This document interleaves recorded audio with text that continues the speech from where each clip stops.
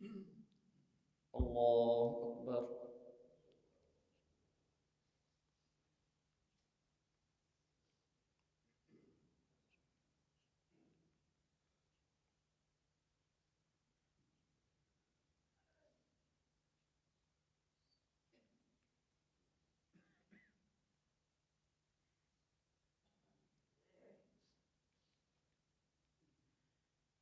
الحمد لله رب العالمين، الرحمن الرحيم، مالك يوم الدين.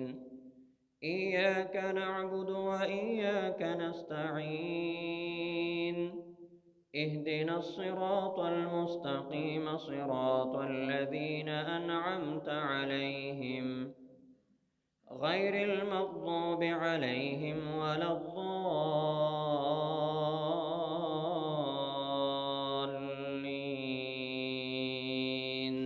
آمين.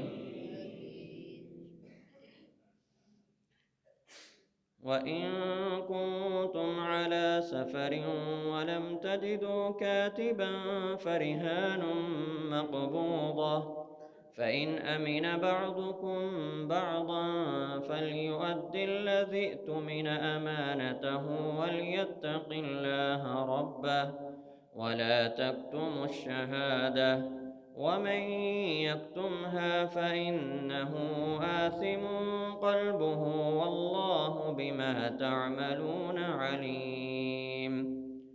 لله ما في السماوات وما في الأرض، وإن تبدوا ما في أنفسكم أو تخفوه يحاسبكم به الله، فيغفر لمن يشاء ويعذب من يشاء، والله على كل شيء قدير. آمن الرسول بما أنزل إليه من ربه والمؤمنون كل آمن بالله وملائكته وكتبه ورسله لا نفرق بين أحد من رسله وقالوا سمعنا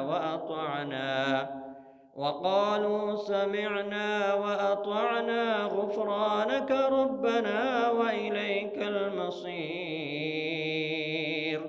لا يكلف الله نفسا إلا وسعها، لها ما كسبت وعليها ما اكتسبت.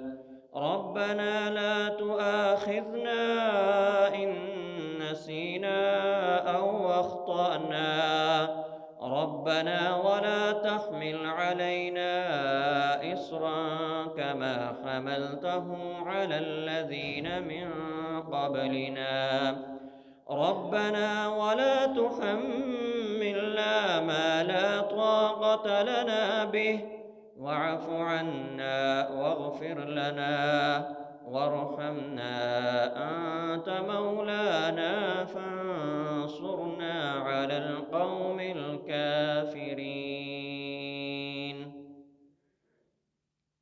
الله أكبر.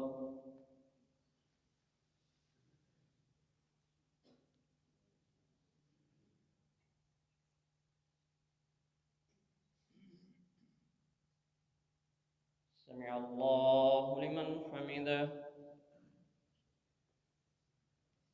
الله أكبر.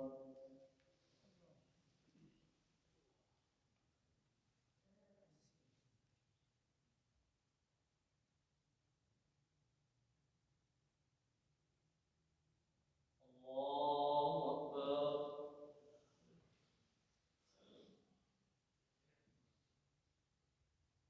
الله أكبر.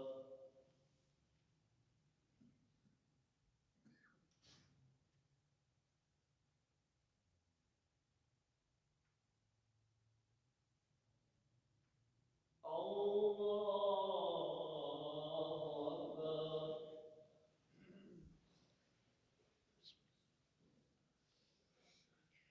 الحمد لله رب العالمين، الرحمن الرحيم مالك يوم الدين إياك نعبد وإياك نستعين اهدنا الصراط المستقيم صراط الذين أنعمت عليهم غير المغضوب عليهم ولا الضالين آمين.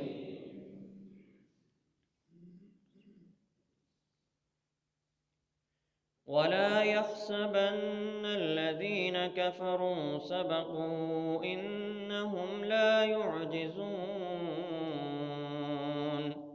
وأعدوا لهم ما استطعتم من قوة ومن رباط الخيل ترهبون به عدو الله وعدوكم وآخرين من دونهم لا تعلمونهم الله يعلمهم وما تنفقوا من شيء في سبيل الله يوفى إليكم وأنتم لا تظلمون وإن جنحوا للسلم فاجنح لها وتوكل على الله إنه هو السميع العليم وإن يريدوا أن يخدعوك فإن حسبك الله هو الذي أيدك بنصره وبالمؤمنين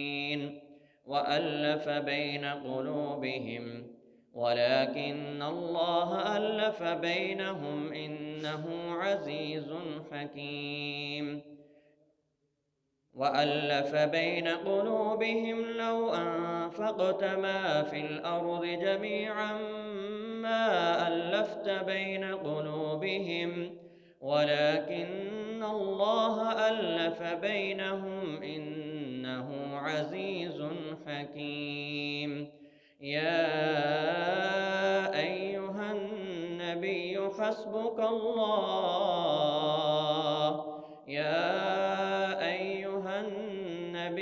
حسبك الله ومن اتبعك من المؤمنين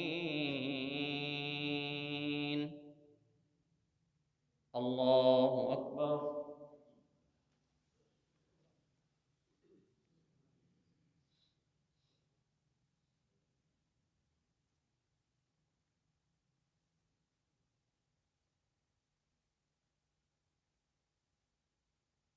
سمع الله لمن حمده. الله أكبر.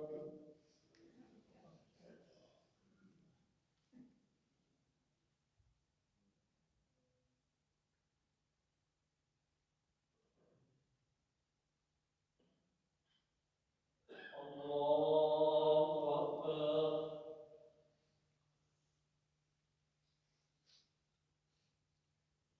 الله أكبر.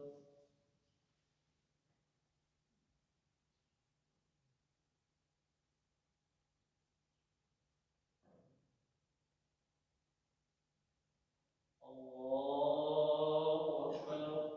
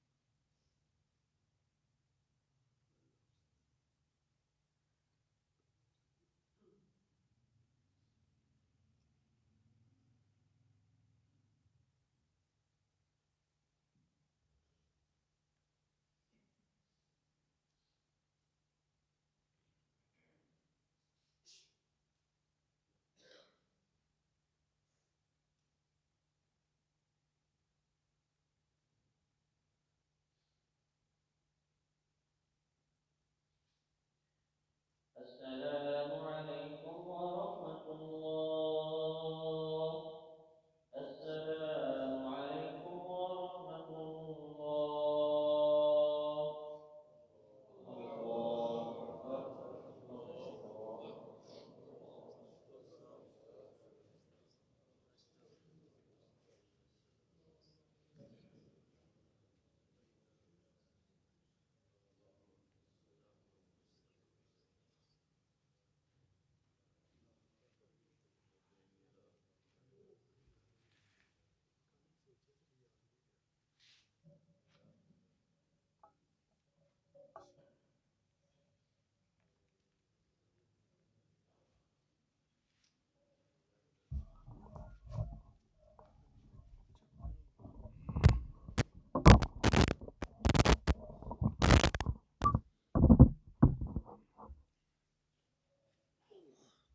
الحمد للہ رب العالمین والصلاة والسلام علی رسول اللہ اما بعد فاعوذ باللہ السمیع العلیم من الشیطان الرجیم بسم اللہ الرحمن الرحیم وَإِن تُبْدُوا مَا فِي أَنفُسِكُمْ أَوْ تُخْفُوهُ يُحَاسِبْكُم بِهِ اللہ۔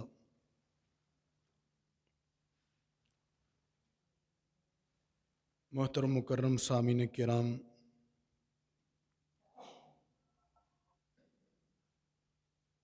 کل میں نے آپ کے سامنے یہ عرض کیا تھا کہ ہمارے گناہ اگر ہمیں گناہ کرنے کے بعد یہ تڑپ نہیں ہوتی، یہ تکلیف نہیں ہوتی کہ ہم فوراً سے اللہ کے سامنے سجدہ کریں، تو پھر سمجھ لیجئے کہ ہمارے اندر تقوی اتنا ہی کمزور ہے جتنی کہ ہماری تڑپ کمزور ہے۔ اب اسی طرح نیکی کر کے خوشی محسوس ہونا، نیکی کرنے سے پہلے اللہ کی رضا چاہنا، یہ مومن کا تقوی ہے اور یہ دل کی کیفیت کا نام ہے۔ اللہ رب العالمین نے فرمایا کہ لَن يَنَالَ اللَّهَ لُحُومُهَا وَلَا دِمَاؤُهَا وَلَكِن يَنَالُهُ التَّقْوَىٰ مِنكُمْ۔ یہ دل کی ایسی کیفیت ہے کہ انسان کوئی عمل کرتا ہے، کسی پہ خرچ کرتا ہے یا کوئی نیکی کرتا ہے، اللہ کے ہاں تقوی کے علاوہ کچھ نہیں پہنچتا۔ ہم نے مسواک کی ہے، مسواک کا فائدہ ہمیں ہوا، ہم نے آنکھوں میں سرما ڈالا ہے، اس کا فائدہ ہمیں ہوا۔ ہم نماز پڑھتے ہیں، اس کا ظاہری فائدہ ہماری ورزش سے ہے، ہمیں ہوا، اور اصل فائدہ جو ہے وہ جب تک ہمارا دل نیکی کر کے خوشی محسوس نہیں کرے گا، نیکی کرنے سے پہلے دل میں یہ خوف اور تمنا یہ نہ ہوگی کہ میں اپنے اللہ کو راضی کرنے کے لیے کھڑا ہوا ہوں، کہیں میرا عمل ریجیکٹ نہ ہو جائے، یہ تڑپ جب تک پیدا نہیں ہوگی تب تک انسان کے اندر تقوی نہیں آئے گا۔ اللہ کے پاک پیغمبر جناب محمد الرسول اللہ صلی اللہ علیہ وسلم، آپ کو اللہ تعالیٰ نے یہ سبق سکھا دیا تھا کہ قُلْ إِنَّ صَلَاتِي وَنُسُكِي وَمَحْيَايَ وَمَمَاتِي لِلَّهِ رَبِّ العالمین، اور ایسا ہی سبق اللہ نے آپ کے بابا حضرت ابراہیم علیہ السلام کو سکھایا تھا۔ وہ کیا تھا کہ انی وجہت وجہی للذی، یہ سبق ایسا ہے کہ دل کی جو بنجر زمین ہے اسے سرسبز و شاداب کرنے کے لیے اللہ کے سامنے اپنے مرجھائے ہوئے دل کو کھلا ہوا پیش کرنے کے لیے کافی تھا کہ میرے پاک پیغمبر کہہ رہے ہیں کہ ان صلاتی و نسکی، میری نماز، میری قربانی، میری زندگی، میری موت سب اللہ کے لیے ہے۔ حضرت ابراہیم علیہ السلام کہہ رہے ہیں کہ میں نے اپنا چہرہ اللہ کے لیے متوجہ کر دیا۔ تو یہ وہ تڑپ ہے کہ نیکی کرنے کے لیے جب انسان کے دل کے اندر صرف اتنا خیال آتا ہے کہ میں نے یہ کام صدقہ کرنا ہے، کسی پہ خرچ کرنا ہے، زکوٰۃ ادا کرنی ہے، میں نے حج کرنا ہے، میں نے عمرہ کرنا ہے، میں نے مسجد کی خدمت کرنی ہے، میں نے 2 نفل پڑھنے ہیں، یہ نیک نیتی جتنی ہوگی، اسی کے لیے میرے پاک پیغمبر نے لیلۃ القدر کا ذکر فرمایا، 2 نفلوں کا ذکر فرمایا، رمضان کا ذکر فرمایا، جس چیز کا بھی ذکر فرمایا ساتھ میں فرمایا ایماناً و احتساباً، ایمان بھی اور احتساب بھی، ثواب کی نیت سے انسان کام کرے۔ چھوٹا سا عمل ہے، یہ رمضان کے بارے میں حدیث نہیں ہے، مسلم شریف کی حدیث ہے، عام حدیث ہے۔ رمضان کے اندر کو تو آپ کو پتہ ہے کہ ہمارے ہر نیکی کو اللہ تعالیٰ 4 چاند لگا دیتے ہیں۔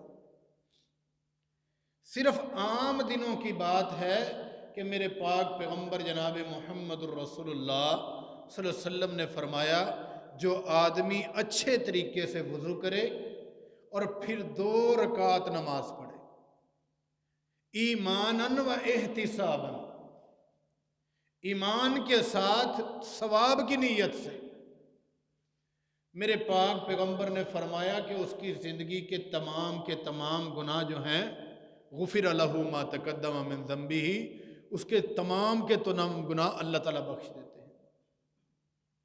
لیکن یہ تب ہوگا جب ہمارے دل کے اندر خوشی ہوگی نیکی کرنے کے لیے، نیکی کر کے خوشی محسوس ہو، نیکی کرنے سے پہلے ایک ڈر ہو کہ میرا عمل ضائع نہ ہو جائے، اور نیکی کرنے کے بعد بھی یہی تڑپ ہو۔ اسی لیے بڑے انبیاء کرام یہی دعائیں کرتے رہے کہ ربنا تقبل منا انک انت السمیع العلیم، کہ اللہ ہمارے عمل کو قبول فرما، تو سننے والا ہے، جاننے والا ہے۔ تو اس لیے محترم سامعین کرام، جب بھی پہلی بات ہے کہ اگر گناہ ہو جائے، اس گناہ کو اس کا اگر نہیں پتہ، اس کا کفارہ نہیں پتہ، اس مسئلے کا نہیں پتہ، پوچھئے۔ ٹھیک ہے کسی کو بے شک نہ بتائیں کہ مجھ سے غلطی ہوئی ہے، مسئلہ پوچھئے اور اللہ کے سامنے روئیے، گڑ گڑائیے۔ یہ وہ تڑپ ہے جو تقوی کے بعد جاگتی ہے، جس سے انسان اپنے گناہ بخشوانے کے لیے اللہ کے سامنے ہر وقت حاضر رہتا ہے۔ اور دوسری چیز ہے کہ نیکی کرنے سے پہلے اور بعد میں ایک تڑپ دل میں رکھیے، ایک تکلیف دل میں رکھیے کہ کہیں میرا عمل ضائع نہ ہو جائے، اور ساتھ ساتھ نیکی کر کے خوشی محسوس ہونی چاہیے۔ اللہ سے دعا ہے کہ اللہ تعالی عمل کی توفیق عطا فرمائے۔ وآخر دعوانا الحمدللہ رب